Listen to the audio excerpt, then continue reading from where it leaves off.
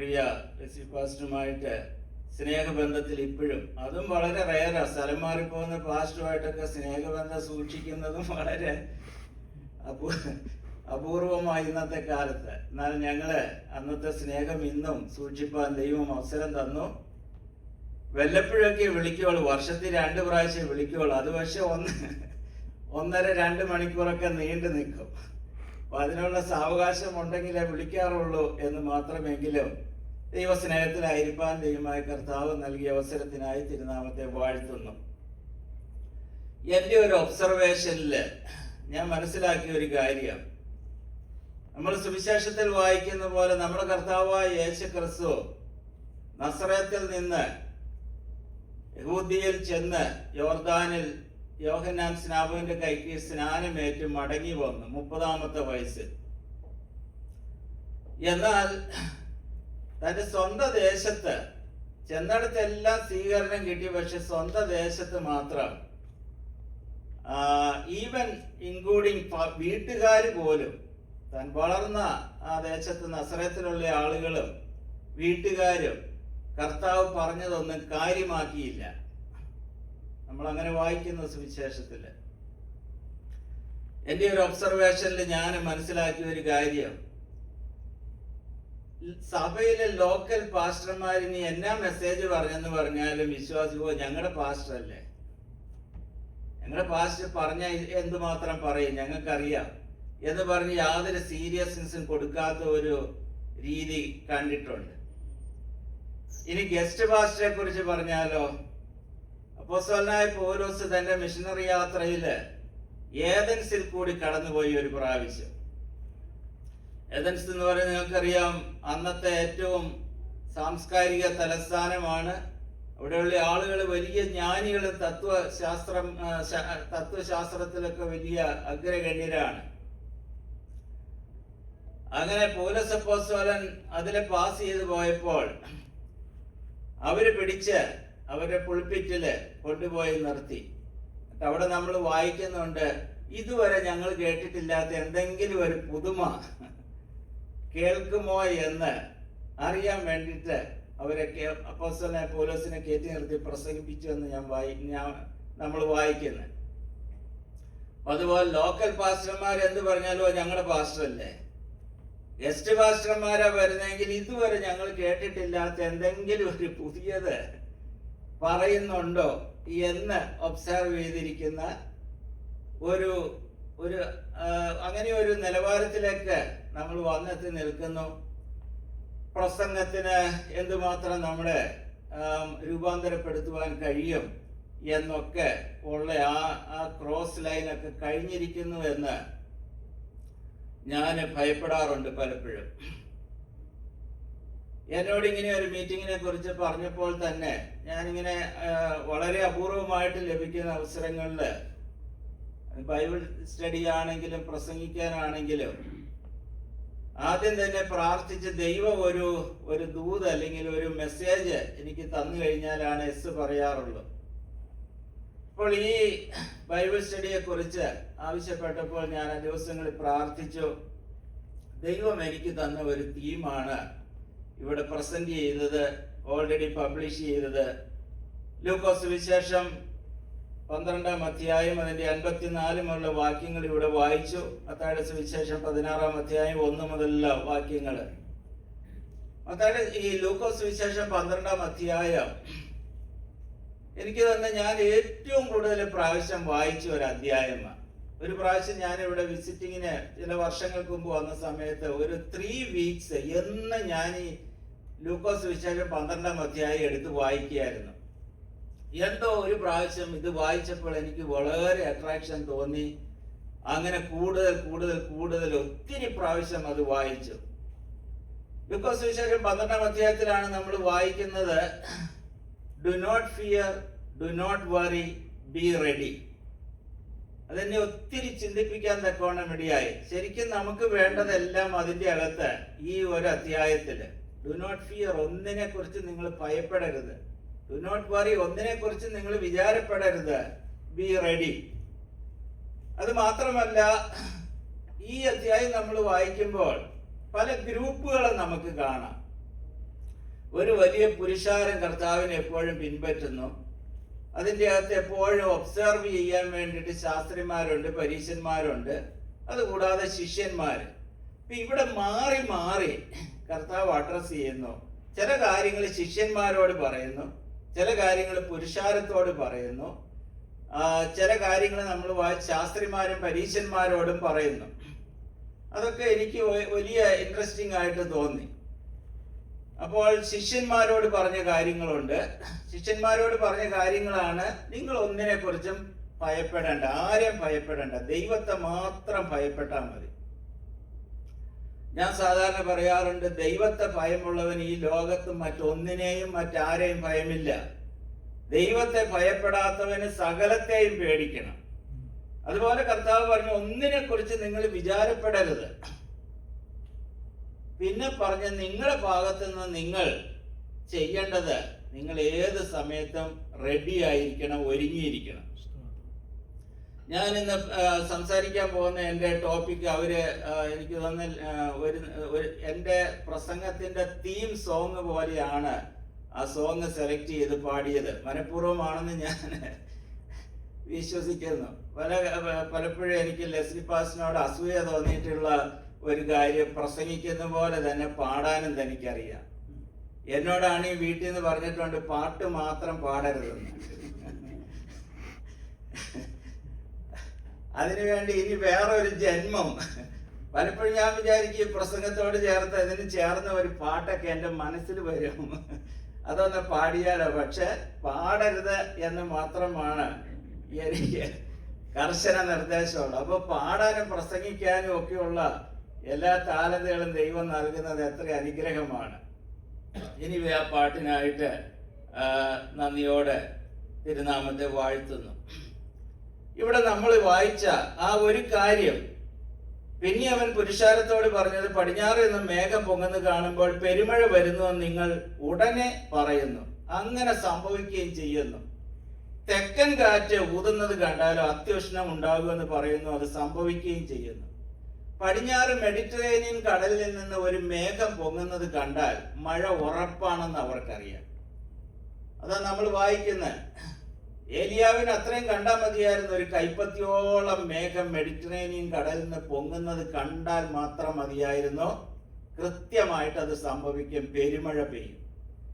എന്നാൽ തെക്ക് സീനായി മരുഭൂമിയിൽ നിന്നാണ് കാറ്റ് വരുന്നതെങ്കിൽ അവർക്കറിയാം ഉഷ്ണക്കാറ്റാണ് വരുന്നത്. ശാസ്ത്രിമാരും പരീശന്മാരും കുറച്ചും കൂടി വിവേചനമുള്ളവരാണ്. അതുകൊണ്ടാണ് മത്തായിയുടെ സുവിശേഷം 16-ാം അധ്യായം 1 മുതൽ വാക്യം നമ്മൾ വായിക്കുന്നത്.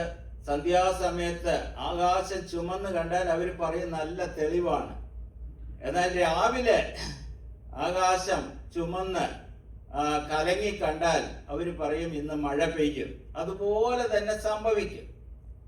അപ്പോൾ കർത്താവ് പറയുകയാണ്, ഇങ്ങനെ ഈ ആകാശ ലക്ഷണങ്ങളൊക്കെ എത്ര കൃത്യമായിട്ട് നിങ്ങൾ വിവേചിക്കുന്നു, അതുപോലെ തന്നെ അത് സംഭവിക്കുകയും ചെയ്യുന്നു. ഇത്ര ക്ലവറാണ് നിങ്ങളെങ്കിൽ എന്തുകൊണ്ട് ഈ കാലത്തെ ഒന്ന് വിവേചിക്കാൻ, അനലൈസ് ചെയ്യാൻ നിങ്ങൾക്ക് കഴിയുന്നില്ല? അത് തന്നെയാണ് എൻ്റെ ചോദ്യം. നമ്മളൊക്കെ എത്ര ക്ലവറാണ് ഇല്ലേ? നമ്മളെല്ലാം സ്റ്റഡി ചെയ്യാൻ വളരെ മിടുക്കരാണ് ഇല്ലേ? റിയൽ എസ്റ്റേറ്റ് മാർക്കറ്റ് നമ്മൾ സ്റ്റഡി ചെയ്യും, ജോബ് മാർക്കറ്റ് സ്റ്റഡി ചെയ്യും, സ്റ്റോക്ക് മാർക്കറ്റ് സ്റ്റഡി ചെയ്യും. ഇതൊക്കെ എത്ര കൃത്യമായിട്ടാണ് നമ്മൾ അനലൈസ് ചെയ്ത് ഇൻവെസ്റ്റ് ചെയ്യാനും ഒക്കെ നമ്മൾ എന്ത് മിടുക്കരാണ് അല്ലേ? ഇന്ന് രാത്രി കർത്താവ് അവരോട് ചോദിക്കുകയാണ്, അവരോട് ചോദിച്ചൊരു കാര്യം, ഈ കാലത്തെ വിവേചിക്കാൻ നിങ്ങൾക്ക് അറിയാത്തതെന്ത്, കഴിയാത്തതെന്ത്? അപ്പൊ അങ്ങനെയാണെങ്കിൽ ഇന്ന് രാത്രി കർത്താവ് ഇവിടെ വന്ന്, കർത്താവ് അന്ന് പറഞ്ഞത് ഇന്ന് നമ്മളത് വായിക്കുമ്പോൾ കർത്താവ് പറയുന്നത് പോലെയാണ്. അപ്പോൾ ഇന്ന് കർത്താവ് നമ്മളോട് ചോദിക്കുകയാണ്, നിങ്ങൾ ഒത്തിരി കാര്യങ്ങളൊക്കെ അനലൈസ് ചെയ്യുന്നുണ്ടല്ലോ, ഈ കാലത്തെ, നിങ്ങൾ ജീവിക്കുന്ന ഈ കാലത്തെ ഒന്ന് അനലൈസ് ചെയ്യുവാൻ, ഒന്ന് വിവേചിക്കുവാൻ എന്തുകൊണ്ട് നിങ്ങൾ തയ്യാറാകുന്നില്ല?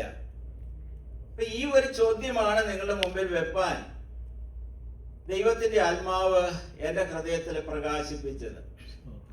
ഇന്ന് പാടിയതുപോലെ ധാരാളം ലക്ഷണങ്ങളെ കുറിച്ചൊന്നും അധിക സമയം സ്പെൻഡ് ചെയ്യുവാനായിട്ട് ഞാൻ താല്പര്യപ്പെടുന്നില്ല. അതൊക്കെ ഏത് യൂട്യൂബിൽ തുറന്ന് നോക്കിക്കഴിഞ്ഞാലും ധാരാളം മെസ്സേജുകൾ നമുക്ക് കാണാം ഇന്ന് കാലലക്ഷണങ്ങളെ കുറിച്ചൊക്കെ. എന്നാൽ ഇതിന്റെ ഒരു പ്രാധാന്യം നിങ്ങളുടെ ശ്രദ്ധയിൽ കൊണ്ടുവരുവാനാണ് ഇന്ന് രാത്രിയിൽ ഞാൻ ആഗ്രഹിക്കുന്നത്. വരും ദിവസങ്ങളിൽ ചില ലക്ഷണങ്ങളും ഒക്കെ നമുക്ക് നോക്കാം.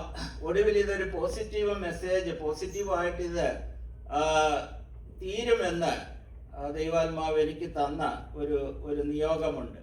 അതിലേക്കാണ് നമ്മൾ അവസാന ദിവസം വരെ കർത്താവിന്റെ വരെ താമസിക്കുന്നെങ്കിൽ കടന്നു പോകുന്നത്. നമുക്കറിയാം, നമ്മുടെ കർത്താവായ യേശു ക്രിസ്തു വന്ന ഈ കാലത്തെ കുറിച്ച്. യേശു ക്രിസ്തു ഒന്നാമത് വന്ന ആ സമയത്ത് യെരുശലേമിന്റെ ഒരു സ്ഥിതി നമ്മൾ നോക്കിക്കഴിഞ്ഞാൽ ശരിക്കും നമ്മളുമായിട്ടൊന്ന് റിലേറ്റ് ചെയ്ത് നിങ്ങളൊന്ന് ചിന്തിക്കണം. മനോഹരമായ ഒരു ആലയം യെരുശലേമിലുണ്ട്. അവരുടെ ഒരു സ്വപ്നമാണ് നല്ലൊരു ആലയം. ഹെരോദ രാജാവ് യഹൂദന്മാരെ പ്രീതി സമ്പാദിക്കാൻ വേണ്ടിയിട്ട് അനേക വർഷങ്ങൾ കൊണ്ട് അതിമനോഹരമായിട്ട് ആലയത്തെ അവർക്ക് മോടി പിടിപ്പിച്ചു കൊടുക്കുക. ഹെരോദാവ് നമുക്കറിയാം ഏദോമ്യനാണ്. അപ്പോൾ യഹൂദന്മാരെ പ്രീതി സമ്പാദിക്കാൻ വേണ്ടിയിട്ട് അവരേറ്റവും പ്ലീസ് ആകുന്ന, അവർക്ക് സന്തോഷം വരുന്ന ഒരു കാര്യം താൻ ചെയ്യുക. ആലയം ഇപ്പോഴും നിങ്ങൾ നോക്കിക്കോ, ഇത് ഇനിയുള്ള കാലത്തും. അതുകൊണ്ട് ഈ എതിർ ക്രിസ്തു ഒക്കെ അധികാരത്തിൽ വരുന്നതിനെ കുറിച്ച് നമ്മൾ മനസ്സിലാക്കുമ്പോൾ ഇപ്പോഴും അതായത് അവര് ടെമ്പിൾ മൗണ്ടിൽ യെരുശലേമില് അവർക്ക് ആലയം പണിയാൻ ആരനുവാദം കൊടുക്കുന്നോ, സഹായം കൊടുക്കുന്നോ, അവരെ മച്ചികായായിട്ട് സ്വീകരിക്കുന്നതിന് ഇന്നും അവർക്ക് ഒരു മടിയില്ല. കാരണം അത് സംഭവിക്കും. അവരെ സ്വപ്നമാണ്, അവർക്ക് മനോഹരമായ ഒരു ആലയം വേണം. അതുപോലെ തന്നെ ഒരു മഹാപുരോഹിതന്റെ സ്ഥാനത്ത് ഒത്തിരി മഹാപുരോഹിതന്മാരുണ്ട് ആ കാലത്ത്. 7 ഉത്സവമാണ് ദൈവം അവർക്ക് ആചരിപ്പാൻ തക്കവണ്ണം കൊടുത്തത്. പക്ഷെ കർത്താവിന്റെ കാലമായപ്പോഴേക്ക് അവരത് 9 ആക്കി. 7 ഉത്സവത്തിന്റെ കൂടെ 2 ഉത്സവം കൂടി അവര് കൂട്ടിച്ചേർത്തു. എത്ര ആഡംബരത്തോടെ, എത്ര മനോഹരമായിട്ട് യെരുശലേമിലെ റിലീജിയസ് ആയിട്ടുള്ള കാര്യങ്ങളൊക്കെ നടക്കുന്നു. കർത്താവായ യേശു ക്രിസ്തു ക്രൂശിക്കപ്പെട്ട ആ വർഷത്തെ, പെസഹ കുഞ്ഞാടായി അറുക്കപ്പെട്ട വർഷത്തെ കുറിച്ച് പറയുന്നത് 50,000 പെസഹ കുഞ്ഞാട് ആ വർഷം അറുക്കപ്പെട്ടുവെന്ന് പറഞ്ഞാൽ അത്രമാത്രം പുരുഷാരം കടന്നു വരുന്ന വലിയ ഉത്സവങ്ങള്, പെരുന്നാളുകള്, ആഡംബരങ്ങള്. യെരുശലേമിലേക്ക് ആ സമയത്ത് പെരുന്നാളിന് കടന്നു വരുന്ന ഏത് യഹൂദനും അഭിമാനം തോന്നത്തക്കവണ്ണം അതുപോലെ ഉന്നതമായ രീതിയിൽ ഭരണം മാത്രം അവർക്ക് ഇല്ലെന്നേ ഉള്ളൂ, ബാക്കിയുള്ള സകല കാര്യങ്ങളിലും വളരെ ശ്രേഷ്ഠമായി നിൽക്കുന്ന ഒരു കാലത്താണ് കർത്താവ് കടന്നു വരുന്നത്. അപ്പോൾ കർത്താവ് പെട്ടെന്ന് ഒരു ദിവസം അങ്ങോട്ട് വന്നതല്ല, വാഗ്ദത്തപ്രകാരം വന്നതാണ് കർത്താവ്. അനേക വർഷങ്ങൾക്ക് മുമ്പ് മുതൽ പുറകോട്ട് പോയി കഴിഞ്ഞാൽ നമ്മൾ ഉൽപ്പത്തി പുസ്തകം 3-ാം അധ്യായത്തിൽ വായിക്കുന്നു, സ്ത്രീയുടെ സന്തതി വന്ന് സർപ്പത്തിന്റെ തല തകർക്കുമെന്ന് പറഞ്ഞ ആ വാക്യം മുതല് മശിഹായുടെ വരവിനെ കുറിച്ച് ഏതാണ്ട് 600-ലധികം പ്രവചനങ്ങള് അല്യൂഷനായിട്ട്, സൂചനകളായിട്ട്, മോഡല്, ടൈപ്പായിട്ട്, ഡയറക്റ്റ് പ്രോഫസി ഒക്കെ ആയിട്ട് പഴയ നിയമത്തിൽ ഉണ്ടെന്ന് കണക്കാക്കിയിട്ടുണ്ട്. ഏതാണ്ട് 103 പ്രവചനങ്ങള് പഴയ നിയമത്തില് റെഫറൻസ് സഹിതം പുതിയ നിയമത്തില് യേശു ക്രിസ്തുവിൽ നിവർത്തിക്കപ്പെട്ടതായിട്ട് കണക്കാക്കിയിട്ടുണ്ട്. റഫായിട്ട് എങ്ങനെ കണക്കാക്കിയാലും 300-ലധികം പ്രവചനങ്ങള് കൃത്യമായിട്ട് കർത്താവായ യേശു ക്രിസ്തുവിന്റെ വരവിനെ കുറിച്ച് അവർക്ക് കൊടുത്തിരുന്നു. അപ്പോൾ ആ പ്രവചനങ്ങളുടെ എല്ലാം നിവൃത്തിയായിട്ടാണ് കർത്താവ് ഈ യെരുശലേമിലേക്ക് അല്ലെങ്കിൽ യഹൂദന്മാരുടെ ഇടയിലേക്ക് കടന്നു വരുന്നത് എന്ന് നമുക്ക് കാണാം. 2 വാക്യങ്ങള് അതിനുള്ള ബന്ധത്തിൽ വായിക്കുവാനും ഞാൻ താല്പര്യപ്പെടുന്നു. അപ്പോസ്തല പ്രവൃത്തികള് 13-ാം അധ്യായത്തിൽ നിന്ന് 13-ാം അധ്യായം അതിന്റെ 25 മുതലുള്ള വാക്യങ്ങളൊന്ന് വായിക്കാം. 26 അബ്രഹാം വംശത്തിലെ മക്കളും അവരോട് ചേർന്ന് ദൈവഭക്തന്മാരുള്ളവരെ നമുക്കാകുന്നു ഈ രക്ഷാവചനം അയച്ചിരിക്കുന്നത്. യെരുശലേം നിവാസികളും അവരെ പ്രമാണികളും അവനെയോ ശബത്ത് തോറും വായിച്ചു വരുന്ന പ്രവാചകന്മാരുടെ വചനങ്ങളെയോ തിരിച്ചറിയാതെ അവനെ ശിക്ഷയ്ക്ക് വിധിക്കാൽ അവയ്ക്ക് നിവർത്തി വരുത്തി. ശബത്ത് തോറും വായിച്ചു വരുന്ന തിരുവെഴുത്തുകള്, ഇവര് ആ തിരുവെഴുത്തുകളെ അവർക്ക് തിരിച്ചറിയുവാൻ തക്കവണ്ണം കഴിഞ്ഞില്ല എന്ന് നമ്മൾ അവിടെ വായിക്കുന്നു. അതുപോലെ അപ്പോസ്തലപ്രവൃത്തി 26-ാം അധ്യായം അതിന്റെ 6-ാം വാക്യം, ദൈവത്താൽ നമ്മുടെ പിതാക്കന്മാർക്ക് ലഭിച്ചതും നമ്മുടെ 12 ഗോത്രങ്ങളെ രാപ്പകൽ ശ്രദ്ധയോടെ ആരാധിച്ചുകൊണ്ട് എത്തിപ്പിടിപ്പാൻ ആശിക്കുന്നതുമായ വാഗ്ദത്തത്തിലെ പ്രത്യാശ ഹേതുവായിട്ട് ഞാൻ ഇപ്പോൾ വിസ്താരത്തിലായിരിക്കുന്നു. അപ്പൊ നമ്മുടെ പിതാക്കന്മാർക്ക് ലഭിച്ച വാഗ്ദത്തം രാപ്പകൽ ആരാധിച്ചുകൊണ്ട് ഈ മശിഹ വരും, വീണ്ടെടുപ്പുകാരൻ വരും എന്ന വാഗ്ദത്തത്തിന് വേണ്ടി രാപ്പകൽ ആരാധിച്ച് കാത്തിരിക്കുന്ന ഒരു തലമുറയാ, ഒരു ജനമായ യഹൂദന്മാര്. അവരുടെ സകല പെരുന്നാളുകളും ഈ മശിഹായെ ചൂണ്ടിക്കാണിക്കുന്നത്, ഒരു എല്ലാ യാഗങ്ങളും വഴിപാടുകളും എല്ലാം ഈ മശിഹായെ ചൂണ്ടിക്കാണിക്കുന്നതാ. ഈ വാഗ്ദത്തം ലഭിച്ച് രാപ്പകൽ ആരാധിച്ചുകൊണ്ട് ഈ മശിഹായ വാഗ്ദത്ത മശിഹായെ കാത്തിരിക്കുന്ന ഒരു ജനം. പക്ഷെ മശിഹ വന്നപ്പോൾ അവർക്ക് തിരിച്ചറിയാൻ കഴിഞ്ഞില്ല, അവര് റെക്കഗ്നൈസ് ചെയ്തില്ല. മശിഹായെ തിരിച്ചറിഞ്ഞില്ല എന്ന് മാത്രമല്ല, അവര് മശിഹായെ പിടിച്ച് ക്രൂശിക്കുവാൻ തക്കവണ്ണം ഇടയായി എന്ന് പറയുമ്പോൾ നമ്മൾ വിചാരിക്കും, ഇവരെന്ത് മനുഷ്യരാ, ഞങ്ങളാണെങ്കിൽ അങ്ങനെ ആയിരിക്കുമോ? അല്ലേ? ഞാൻ സാധാരണ പറയാറുണ്ട്, ഈ ഇസ്രായേൽ മക്കള് മരുഭൂമിയിൽ കൂടി 40 വർഷം യാത്ര ചെയ്തു. അവർക്ക് വേണ്ടി എന്തെല്ലാം അത്ഭുതങ്ങൾ ദൈവം ചെയ്തു, ഫറവോന്റെ കയ്യിൽ നിന്ന് അവരെ വിടുവിക്കുന്നത് മുതല്. പക്ഷെ മിക്കവാറും അവര് പെറുപെറുത്തു, ദൈവത്തിനെതിരെ മത്സരിച്ചു. അപ്പൊ നമ്മുടെയൊക്കെ ഉള്ളിൽ ചിലപ്പോഴൊക്കെ ചോര തിളക്കിയില്ല. ഇത്രയും അത്ഭുതമൊക്കെ അനുഭവിച്ചിട്ടും അവര് ഇങ്ങനെ ദൈവത്തെ മറന്നു കളഞ്ഞല്ലോ, അല്ലേ? ഇസ്രായേലിൽ നിന്ന് പുറപ്പെടുവിച്ചെന്ന് മാത്രമല്ല, ചെങ്കടൽ കടത്തി. അവിടെയൊക്കെ എന്ത് വലിയ മിറക്കിള നടന്നത്. ചെങ്കടൽ ക്രോസ് ചെയ്ത് വെറും 3 ദിവസമായുള്ളൂ മാറയിലെത്തി. വെള്ളം കയ്പാണെന്ന് കണ്ടപ്പോൾ അവര് പിറുപിറുത്തു എന്ന് വായിക്കുന്നു. 3 ദിവസം എല്ലാം മറന്നുപോയി. 1 മാസം കഴിഞ്ഞപ്പോഴാണ് കാളക്കുട്ടിയെ ഉണ്ടാക്കിയത്. 1 മാസം കൊണ്ട് സകലതും മറന്നുപോയി എന്നൊക്കെ നമ്മൾ അവരെ കുറിച്ച് പറയുമ്പോൾ നമ്മുടെ ജീവിതത്തിൽ പലപ്പോഴും ഒന്ന് ശോധന ചെയ്തു കഴിഞ്ഞാൽ അതിനേക്കാൾ കഷ്ടമായിട്ട് ഉള്ള അനുഭവങ്ങൾ നമുക്ക് കാണാനൊക്കെ ഓണം കഴിയില്ലേ? ഇത്ര പെട്ടെന്നാണ് നമ്മൾ ദൈവത്തിന്റെ അത്ഭുതങ്ങളും എല്ലാം മറക്കുകയും നിരാശപ്പെടുകയും പിറുപിറുക്കുകയും ഒക്കെ ചെയ്യുന്നത്. അപ്പോൾ ഇവര് ഇതുപോലെ മശിഹായ്ക്ക് വേണ്ടി കാത്തിരുന്നു, രാപ്പകൽ ആരാധിച്ചുകൊണ്ട് കാത്തിരുന്നു. പക്ഷെ മശിഹ വന്നത് ഇവരറിഞ്ഞില്ല. ഈ യോഹന്നാൻ സുവിശേഷം 6-ാം അധ്യായത്തില് ഒരു വാക്യം, 6-ാം അധ്യായത്തില് എന്നെ ഒത്തിരി അത്ഭുതപ്പെടുത്തിയിട്ടുണ്ട്. ആ വാക്യം ഇങ്ങനെയാണ് നമ്മൾ വായിക്കുന്നത്. യഹൂദന്മാര് കർത്താവിനോട് ചോദിക്കുന്ന ഒരു ചോദ്യമുണ്ട്. അതിന്റെ 6:28, അവർ അവനോട് ദൈവത്തിന് പ്രസാദമുള്ള പ്രവൃത്തികളെ പ്രവർത്തിക്കേണ്ടതിന് ഞങ്ങൾ എന്ത് ചെയ്യണമെന്ന് ചോദിച്ചു. അപ്പൊ കർത്താവിന്റെ മറുപടി, യേശു അവരോട് ദൈവത്തിന് പ്രസാദമുള്ള പ്രവൃത്തി അവൻ അയച്ചവനിൽ നിങ്ങൾ വിശ്വസിക്കുന്നത് അത്രേ എന്ന് ഉത്തരം പറഞ്ഞു. ഇവര് യെരുശലേമിൽ ചെയ്യുന്നതെല്ലാം ദൈവത്തിനെ പ്രസാദിപ്പിക്കാനാ. രാപ്പകൽ ആരാധിക്കുന്നു, ഉത്സവങ്ങള്, പെരുന്നാളുകൾ, ഇതെല്ലാം അവർ ആചരിക്കുന്നു. അവര് വിചാരിക്കുന്നതെല്ലാം ഇതിലെല്ലാം ദൈവത്തിന് വലിയ പ്രസാദമാണെന്നാണ്. ദൈവത്തെ പ്രസാദിപ്പാൻ ഇതെല്ലാം ചെയ്യുന്നത്. അപ്പൊ ഇതെല്ലാം മശിഹായുടെ വരവിന് വേണ്ടിയിട്ട് സൂചനകളായി അവർ കാത്തിരിക്കുന്നതാണ്. അതിന്റെ നിഴലുകളും ഒക്കെയാണ് ഈ സംഭവങ്ങളെല്ലാം. പക്ഷേ മശിഹ വന്നപ്പോൾ അവരെ സ്വീകരിച്ചില്ല. അപ്പൊ കർത്താവ് അവരോട് പറയുകയാണ്, ദൈവത്തിന് പ്രസാദമുള്ള പ്രവൃത്തി അവൻ അയച്ചവനെ നിങ്ങൾ വിശ്വസിക്കുന്നതായിരുന്നു. കാരണം വാഗ്ദത്ത പ്രകാരം മശിഹ വന്നു. ആ മശിഹയെ വിശ്വസിക്കുകയും നിങ്ങൾ മശിഹായെ അക്സെപ്റ്റ് ചെയ്യുകയും ചെയ്യുന്നതായിരുന്നു ദൈവത്തിന് ഏറ്റവും പ്രസാദമുള്ള പ്രവൃത്തി. അത് മാത്രം നിങ്ങൾ ചെയ്തില്ല. ഞാനൊരു ചോദ്യം നിങ്ങളുടെ മുമ്പിൽ വെക്കുവാനാണ് ആഗ്രഹം. നിങ്ങളുടെ പരമാർത്ഥ മനസാക്ഷിയോട് നിങ്ങളെ ഇളക്കാനോ ഓടിക്കാനോ ചാടിക്കാനോ ഒന്നും എനിക്ക് താല്പര്യമില്ല. വല്ലപ്പോഴും ഒന്ന് ഫ്രീ ആകുമ്പോൾ, ഭയങ്കര ബിസിയല്ലേ, വല്ലപ്പോഴും ഒന്ന് ഫ്രീ ആകുമ്പോൾ നമ്മളോട് തന്നെ ഒന്ന് ചോദിക്കാൻ, ഞാൻ ഈ കാട്ടിക്കൂട്ടുന്നതിലൊക്കെ ദൈവത്തിന് വല്ല പ്രസാദമുണ്ടോ?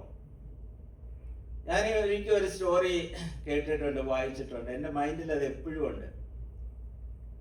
ഒരിക്കൽ ഡാം പൊട്ടി വരുന്നെന്നും പറഞ്ഞ് ആരോ റോഡിൽ കൂടി ഓടി. ഇത് കേട്ടോണ്ട് ആളുകൾ മുഴുവൻ ഡാം പൊട്ടി വരുന്നെന്ന് പറഞ്ഞ് ഓടി.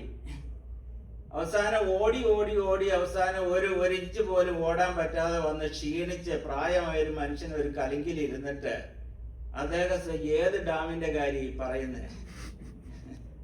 എൻ്റെ ആയുസ്സിൽ ഇതുവരെ ഞാൻ ഇവിടെയും ഒരു ഡാം ഉള്ളതായിട്ട് കേട്ടിട്ടില്ല എന്ന് പറഞ്ഞാൽ ഓടി തളരുമ്പോ ശാന്തമായിട്ട് ഒന്ന് ചിന്തിക്കണം, ഞാൻ ഈ ചെയ്യുന്നതിലെല്ലാം ദൈവത്തിന് പ്രസാദമുണ്ടോ? തെസ്സലോനിക്ക ലേഖനം 1-ാം അധ്യായത്തില് ഇങ്ങനെയൊരു വാക്യമുണ്ട്. ഇനിയിപ്പൊ ഞാൻ എല്ലാ വാക്യമൊന്നും എടുക്കാനും പറയാനും വായിക്കാനും താല്പര്യപ്പെടുന്നില്ല. കാരണം ദൈവവചനം നന്നായിട്ട് അറിയാവുന്നവരോടെ ഞാൻ സംസാരിക്കുന്നത്. അത് മാത്രമല്ല, നമ്മൾ പുതിയ നിയമത്തിൽ വായിക്കാൻ നമ്മൾ അത്ഭുതപ്പെടുന്നുണ്ട്. കർത്താവ് മോശയുടെ ന്യായപ്രമാണത്തിൽ എഴുതിയിരിക്കുന്നെന്നാണ് പറഞ്ഞേക്കുന്നത്. പലപ്പോഴും ഏത് പുസ്തകമാണെന്ന് പോലും പറഞ്ഞിട്ടില്ല. അപ്പോസ്തലന്മാരാണ് ഈ സങ്കീർത്തനത്തിൽ ഇങ്ങനെ പറഞ്ഞിരിക്കുന്നത്. ഏത് സങ്കീർത്തനം വായിച്ച് കണ്ടുപിടിക്കണം. വേറൊരു നമ്മൾ വായിക്കും, ഒരുവൻ ഒരിടത്ത് പറഞ്ഞിരിക്കുന്നെന്നാ. ബൈബിള് വായിച്ച് കണ്ടുപിടിക്കണമെന്ന്. ബൈബിൾ എഴുതി 1000 വർഷം കഴിഞ്ഞ ഇതൊക്കെ അധ്യായമായിട്ട് തിരിച്ച, പിന്നെ 200 വർഷം കഴിഞ്ഞ വാക്യങ്ങളായത്. അപ്പൊ അതുകൊണ്ട് ഈ പലപ്പോഴും എന്നോട് ചോദിക്കാറുണ്ട്, ബ്രദർ എങ്ങനെയാ ബൈബിൾ സ്കൂളിൽ പോകാതെ ഈ ദൈവവചനം പഠിച്ച്? സത്യം പറഞ്ഞു കഴിഞ്ഞാൽ, സിമ്പിളായിട്ട് പറഞ്ഞു കഴിഞ്ഞാൽ, ഇത് പുസ്തകം പോലെ വായിച്ചെന്നുള്ളതാണ്. നമ്മൾ റിലീജിയസ് ആയിട്ടുള്ള ഒരു ഇതുപോലെ പുതിയ നിയമത്തിൽ നിന്ന് ഒരു അധ്യായം, പഴയ നിയമത്തിൽ നിന്ന് ഒരു അധ്യായം, സങ്കീർത്തനത്തിൽ നിന്ന് ഒരു അധ്യായം, ഇങ്ങനെ 50 പ്രാവശ്യം വായിച്ചാൽ ഇതിന്റെ കഥ എന്താണെന്ന് നമുക്ക് മനസ്സിലാകത്തില്ല. ഇത് മറ്റ് പുസ്തകങ്ങൾ വായിക്കുന്ന പോലെ ഒരു പുസ്തകം എടുത്താൽ അത് ആദ്യം മുതൽ അവസാനം വരെ ആ ബുക്ക് വായിക്കണം. അത് മാത്രമല്ല, ചില ക്ലസ്റ്റർ ബുക്സ് ഒക്കെ ഉണ്ട്, ഇഷ്ടം പോലെയുണ്ട്. ഇപ്പൊ നമ്മള് എസ്രാ നെഹമ്യാവ് വായിച്ചു കഴിഞ്ഞാൽ പിന്നെ ഉടനെ പോയി സെക്കറിയാവ്, ഹഗ്ഗായി ഇതിന്റെ കണ്ടിന്യൂഷൻ ആയിട്ട് വായിക്കണം. അപ്പൊ നമുക്ക് ആ സ്റ്റോറി എന്താണെന്ന് മനസ്സിലാകും. അപ്പൊ അതുപോലെ ഇത് ഈ ബൈബിളിനെ അങ്ങനെ ഒന്ന് അപ്രോച്ച് ചെയ്യാൻ, എനിക്ക് നമ്മുടെ യങ്സ്റ്റേഴ്സിനൊക്കെ ഈ ബൈബിൾ എഴുതിയതുപോലെ തന്നെ ഒന്ന് പ്രസന്റ് ചെയ്യുകയാണെങ്കിൽ കുറേയും കൂടി ഇവർക്കൊക്കെ ഇത് അട്രാക്റ്റീവ് ആകും. ഞാൻ പലപ്പോഴും ചിന്തിച്ചിട്ടുണ്ട്, ഈ വിശ്വസാഹിത്യത്തില് നിങ്ങളൊന്ന് ചിന്തിച്ച് നോക്ക്. ഞങ്ങൾ ഇഷ്ടം പോലെ മൂവി കണ്ടിട്ടുണ്ട്, പണ്ട് നാടകങ്ങൾ കണ്ടിട്ടുണ്ട്, നോവലുകൾ വായിച്ചിട്ടുണ്ട്, ചെറുകഥകൾ വായിച്ചിട്ടുണ്ട്, കവിതകൾ വായിച്ചിട്ടുണ്ട്. ഇതിന്റെ എല്ലാം തീമെന്ന് പറയുന്നത് 90%ഉം ഒന്നുകിൽ നന്മയും തിന്മയും തമ്മിലുള്ള പോരാട്ടം, അല്ലെങ്കിൽ ഒരു ലവ് സ്റ്റോറി. അറ്റ്ലീസ്റ്റ് ഈ മൂവിയിലെങ്കിലും നന്മ ജയിച്ച് കാണുന്നുണ്ടല്ലോ ലോകത്ത്, അല്ലേ? അപ്പൊ ഇതാണ് മെയിൻ തീം, പ്രധാനമായി പോപ്പുലർ ആയിട്ടുള്ള തീം. അപ്പൊ നന്മയും തിന്മയും തമ്മിലുള്ള ഫൈറ്റ്, ഇതൊരു സ്റ്റോറിയാ. ഒടുവിൽ എന്ത് സംഭവിക്കണം? നന്മ ജയിച്ച് കാണണം, നമുക്ക് സന്തോഷമായി. ലവ് സ്റ്റോറി ആണെങ്കിൽ ഉടനെ എല്ലാ പ്രതിബന്ധങ്ങളും തരണം ചെയ്ത് ഒടുവിൽ അവര് മാരി ചെയ്യണം, പിന്നെ ലീവ് ഫോർ എവർ. അങ്ങനെ ഒരു സ്റ്റോറി എൻഡ് ചെയ്ത് കഴിഞ്ഞാൽ നല്ല ക്ലൈമാക്സ്. ഞാൻ ഓർക്കുന്നത്, എൻ്റെ ചെറുപ്പത്തിൽ കേട്ടിട്ടുണ്ട്, നാട്ടിലൊരു ഇങ്ങനെ സീരിയലായിട്ട് ഒരു സ്റ്റോറി, അന്ന് സ്റ്റോറി എഴുതിക്കൊണ്ടിരുന്നപ്പോൾ ഒരു കുഞ്ഞിനെ കുറിച്ചാണ്. ആ കുഞ്ഞിനെ ഇങ്ങനെ സ്റ്റെപ്പ് മദറും ഒക്കെ ഭയങ്കരമായിട്ട് പീഡിപ്പിക്കുന്ന ഒരു സ്റ്റോറിയാണ്. അവസാനം ഒരു വലിയ ഒരു ഇതിൽ വന്ന് നിൽക്കുകയാണ്, ആ കുഞ്ഞിന് എന്ത് സംഭവിക്കാം. ആലുവയിലായിരുന്ന എഴുത്തുകാരൻ്റെ വീട്. ആളുകള് ഇത് വായിച്ചുകൊണ്ടിരുന്നവര് 100 കണക്കിന് ആളുകൾ ഇയാളുടെ വീടിന് പഠിക്ക് ചെന്ന് കൂടി. ആ കൊച്ചിന് എന്തെങ്കിലും സംഭവിച്ച അയാള് പറഞ്ഞു, പേടിക്കേണ്ട, എന്റെ പേനയുടെ തുമ്പിൽ ആ കൊച്ചിന്റെ ഭാവി സുരക്ഷിതമാണ്. അതാണ് സ്റ്റോറിയോടുള്ള നമ്മുടെ ആ താല്പര്യം എന്ന് പറയുന്നത്. ക്ലൈമാക്സ് ബ്യൂട്ടിഫുൾ ആയിരിക്കണം. നിങ്ങൾ ഈ ബൈബിൾ ഒന്ന് ആ ഒരു ആംഗിളിൽ ഒന്ന് ചിന്തിച്ചു നോക്ക്. ഉൽപ്പത്തി പുസ്തകത്തിൽ ആരംഭിക്കുന്ന മനോഹരമായ ഒരു ലവ് സ്റ്റോറി. ഒരു മനുഷ്യൻ വയലിൽ ഒരു നിധി കണ്ടു. അത് മറച്ചു വെച്ചിട്ട് തനിക്കുള്ളതെല്ലാം വിറ്റ് ആ വയൽ വാങ്ങി. ആരാ നിധി? മണവാട്ടി സഭയാ. ആരാണ് ഇതെല്ലാം സ്വർഗത്തിലെ സകല മഹിമയും പിടിഞ്ഞ് ഇറങ്ങി വന്ന് ഈ മണവാട്ടിയെ സ്വന്തമാക്കാൻ വന്നത്? നമ്മുടെ കർത്താവാ. എങ്ങനെയായി പുസ്തകം അവസാനിക്കുന്നത്? ഇതാ കുഞ്ഞാടിന്റെ കാന്ത പുതിയ യെരൂശലേം എന്ന് പറയുന്ന വിശുദ്ധ നഗരത്തിലേക്ക് കുഞ്ഞാടിന്റെ കല്യാണം കഴിഞ്ഞ് കാന്ത പ്രവേശിച്ച് എന്നേക്കും ഇങ്ങനെ നാം എപ്പോഴും ക്രിസ്തുവിനോടുകൂടെ ഇരിക്കും. ഇതിനേക്കാൾ മനോഹരമായ ഒരു ലവ് സ്റ്റോറി ഉണ്ടോ? അതിന്റെ കൂട്ടത്തിൽ മണവാട്ടിക്ക് വേണ്ടി ജീവൻ കൊടുക്കേണ്ടി വന്നു. എന്തെല്ലാം അതിന്റെ ഇടയിൽ സംഭവിച്ചു. അതിന്റെ തൊട്ട് മുമ്പുള്ള അധ്യായത്തിലോ മൃഗത്തെയും കള്ളപ്രവാചകനെയും പിടിച്ച് തീപ്പൊയ്യിൽ തള്ളിക്കളഞ്ഞു. ഒടുവിൽ പിശാചിനെ പിടിച്ച് തീപ്പൊയ്യിൽ തള്ളിക്കളഞ്ഞു. യേശുക്രിസ്തുവിന്റെ മുമ്പിൽ മുട്ടുമുടക്കാത്ത സകല പേരെയും തീപ്പൊയ്യിൽ തള്ളിക്കളഞ്ഞു. ഈ നശിച്ച ശപിക്കപ്പെട്ട ഭൂമിയെ പുതിയ ആകാശം പുതിയ ഭൂമിയുമാക്കി തീർത്തു. നിത്യത ആരംഭിച്ചു. ഇതിനേക്കാളും എക്സൈറ്റഡ് ആയിട്ടുള്ള മനോഹരമായ ഒരു സ്റ്റോറി വിശ്വ സാഹിത്യത്തിലുണ്ടോ? ആ ആംഗിളിൽ ഇതിനെ ഒന്ന് പ്രസന്റ് ചെയ്ത് കഴിഞ്ഞാൽ, ബൈബിള് ഒന്ന് പ്രസന്റ് ചെയ്ത് കഴിഞ്ഞാൽ ആൾക്ക് ഭയങ്കര ഇൻട്രസ്റ്റ് ആയിട്ട്, ഓ ഇത്രയും വലിയ നല്ല ലവ് സ്റ്റോറിയാണ് ഈ പുസ്തകം. ഇതുപോലെ ഈ സകലത്തിനും ദോഷത്തിനും കാരണമായിട്ടുള്ള ഈ വില്ലനെ എന്നേക്കുമായിട്ട് നശിപ്പിച്ച് തിന്മയെ പരാജയപ്പെടുത്തി നന്മ ജയിക്കുന്ന ഒരു നല്ല കാലം ലോകത്തുണ്ടോ? ഞങ്ങൾ സിനിമയിലൊക്കെ ഇങ്ങനെ ഒരു ക്ലൈമാക്സ് കണ്ടിട്ടുള്ളൂ. സാങ്കല്പികമായിട്ട് ലോകത്ത് അങ്ങനെ കണ്ടിട്ടില്ല. എന്നാൽ അത് സത്യമാണ്. ദൈവത്തിന്റെ വചനത്തിൽ വായിക്കുന്നു. ഈ സ്റ്റോറിയില് നമ്മളൊക്കെ ഒരു ക്യാരക്ടേഴ്സ് ആണെന്നുള്ളതാണ്, ഇതിന്റെ ഒരു പാർട്ടാണെന്നുള്ളതാണ് ഇത് ഏറ്റവും ഹൃദ്യവും മനോഹരവുമാക്കി തീർക്കുന്ന ഒരു വിഷയം എന്ന് പറയുന്നത്. അപ്പൊ അങ്ങനെ ഒരു തീം വെച്ചുകൊണ്ട് ഞാൻ ഒരിക്കൽ ഒരു ബൈബിൾ സ്റ്റഡി എടുത്തത് ശബത്ത് മുതൽ ശബത്ത് വരെ എന്ന് പറഞ്ഞ ഉൽപ്പത്തിയും വെളിപ്പാടും കൂടെ കണക്ട് ചെയ്ത് ഒരു ബൈബിൾ സീരീസ് എടുക്കുവാൻ തക്കവണ്ണം ഇടയായി. കോമൺ ആയിട്ട് പൊതുവെ എന്താണ് ഈ പുസ്തകം പറഞ്ഞിരിക്കുന്നത് എന്ന് മനസ്സിലാക്കുവാൻ നമുക്ക് കഴിഞ്ഞാൽ അതിന് ഇതുപോലെ വായിക്കണം. കണ്ടിന്യൂസ് ആയിട്ട് വായിച്ച് ലിങ്ക് കണക്ട് ചെയ്ത് അതിന്റെ ബാക്കിയുള്ള സെറ്റപ്പുകളൊക്കെയാണ് ബാക്കിയുള്ളത്. ഇതാണ് ഇതിന്റെ തീം. വീണുപോയ മനുഷ്യനും വീണ്ടെടുപ്പുകാരനായ ക്രിസ്തു. അപ്പോൾ ഇത് മനസ്സിലാക്കി നമ്മൾ ഇതിനെ അപ്രോച്ച് ചെയ്യുമ്പോഴാണ് ഇത് ഏറ്റവും ഹൃദ്യമായി തീരുന്നത്. അതുപോലെ 1 തെസ്സലോനിക്ക ലേഖനം 1-ാം അധ്യായത്തില് അവിടെ അപ്പോസ്തലൻ പറയുന്ന ഒരു കാര്യമുണ്ട്. ഇങ്ങനെയാണ് പറയുന്നത്: സത്യദൈവത്തെ സേവിപ്പാനും യേശു ക്രിസ്തു സ്വർഗത്തിൽ നിന്ന് വരുന്നത് കാത്തിരിപ്പാനും നിങ്ങൾ വിഗ്രഹങ്ങളെ വിട്ട് ദൈവത്തിങ്കിലേക്ക് തിരിഞ്ഞു. അപ്പോൾ എന്തിനാണ് ഇവര് വിശ്വാസത്തിൽ വന്നത്? ഈ വിഗ്രഹത്തെ വിട്ട് വന്നത് എന്തിനാ? ഇതുവരെ വിഗ്രഹത്തെ സേവിച്ച് നടന്നവരാണ്. വിഗ്രഹത്തെ വിട്ടിട്ട് സത്യദൈവത്തെ സേവിപ്പാനായിട്ട് വന്നിരിക്കുന്നു. സത്യദൈവത്തെ സേവിച്ചുകൊണ്ടിരിക്കുമ്പോൾ തന്നെ യേശു ക്രിസ്തു സ്വർഗത്തിൽ നിന്ന് വരുന്നത് കാത്തിരിക്കാനും കൂടിയാണ് ഇവർ വന്നിരിക്കുന്നത്. അപ്പൊ ദൈവത്തെ സേവിക്കുന്നു, എല്ലാ ആക്ടിവിറ്റീസിലൊക്കെ നമ്മൾ ഇൻവോൾവ് ആകുന്നു, ഇടപെടുന്നു. പക്ഷെ പരമപ്രധാനമായ വിഷയം എന്ന് പറയുന്നത് മശിഹാവ് വരുന്നത് കാത്തിരിക്കുന്നതാണ്. കർത്താവ് വരുന്നത് കാത്തിരിക്കാനാണ് പരമപ്രധാനമായി നമ്മളെ വിളിച്ചിരിക്കുന്ന നമ്മുടെ ലക്ഷ്യം. ആ സമയത്ത് വെറുതെ ഇരിക്കാനല്ല, കർത്താവിനെ ആകുന്നത് പോലെ സേവിക്കാൻ കൂടിയാണ് നമ്മൾ ദൈവഭാഗത്ത് വന്നിരിക്കുന്നതെന്നുള്ള വളരെ സിമ്പിൾ ആയിട്ടുള്ള ആ സത്യം നമ്മൾ എത്ര പേര് മനസ്സിലാക്കിയിട്ടുണ്ട്? നമ്മുടെ കോളിങ്ങിന്റെ ആകെ തുക ഇതാണ്. യേശു ക്രിസ്തു വരുന്നത് കാത്തിരിക്കണം. ആ സമയം നഷ്ടപ്പെടുത്താതെ നമ്മളാൽ ആകുന്ന വിധം ദൈവത്തെ സേവിക്കണം. ഇതിനു വേണ്ടിയാ വന്നിരിക്കുന്നത്.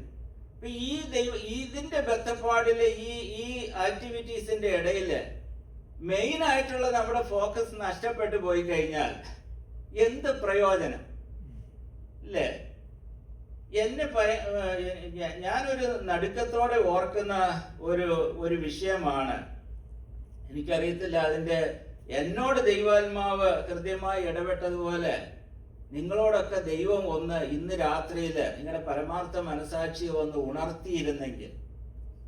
ഞാൻ നടുക്കത്തോടെ ഓർത്തിട്ടുള്ള ഒരു കാര്യമുണ്ട്.